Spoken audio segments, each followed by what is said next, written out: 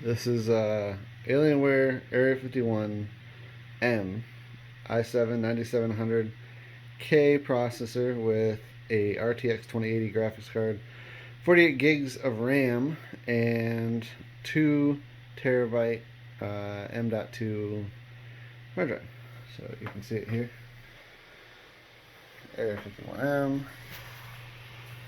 back of it, and then I have the Alienware 55-inch monitor, 120 hertz, 0.5 millisecond response time. Extremely great monitor here. Definitely pushes out well above what it should for the price that I paid. I paid 50% off of what it normally costs. That's why I got it. It is very, very large. Yes, I will agree with that. But all in all, right now I'm running just 1080p. Maxed out everything in the settings, including draw distance and other stuff, but it doesn't look like draw distance is working very well since things are just popping in slowly. But what I will say is that at 4K I'm running about 40 to 50 frames per second with the RTX 2080 that's on here, which isn't too bad. Could be better, could be worse, depending on how I set up the settings, obviously. GTA 5 is a pretty old game, but they've upgraded it a little bit so that the graphics still stay to date. And I think about 80, 90 is not too bad a frame rate with everything maxed out at 1080.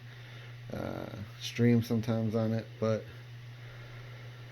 personally, I would rather have, with RTX 2080, freaking 140 plus frames per second, but it's probably because I'm running DisplayPort out onto a giant monitor like this. So, yeah, that is the Alienware Area 51M running the RTX 2080 and i7 9700K.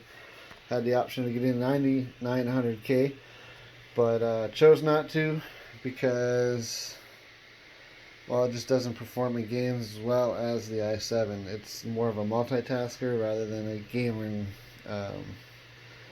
processor. So I can ramp this one up to 5 gigahertz, and I mean, i9 you can do 5.1, but all in all, at 5 gigahertz, it's running the same speed as the i7 series. So i9 at 5 gigahertz is almost as close as you can get to an i7 maxed out. So stock i9 equal to maxed out i7 9700K. So 48 gigs RAM. Yes, I did put that in there. It came with 16, so I just slapped 32 gigs and called it a day. Seems to run pretty good with it. They're not the same speed, but they're not the same brand, so it kind of makes a difference when you do have a different brand in there. I noticed on initial startup I do get 100% CPU.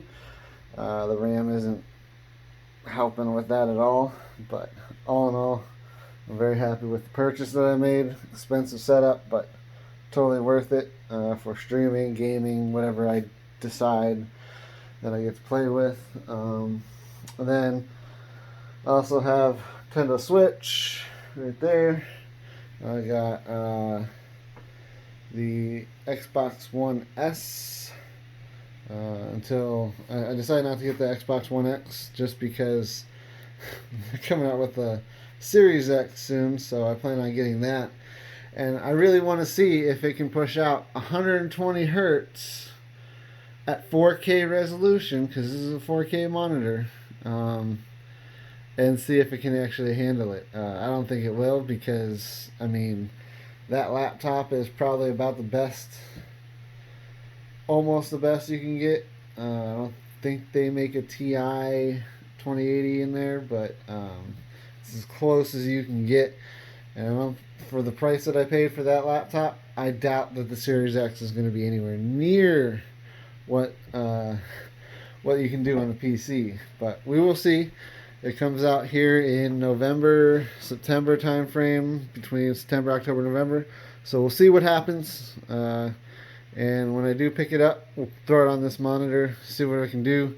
If I can push out more what it requires of that, it'll probably be around 30 frames per second, to be honest. But we'll see what the Series X does. I'm sure they'll have a developer type mode, and I'll be able to ping into it to see exactly what it's performing at.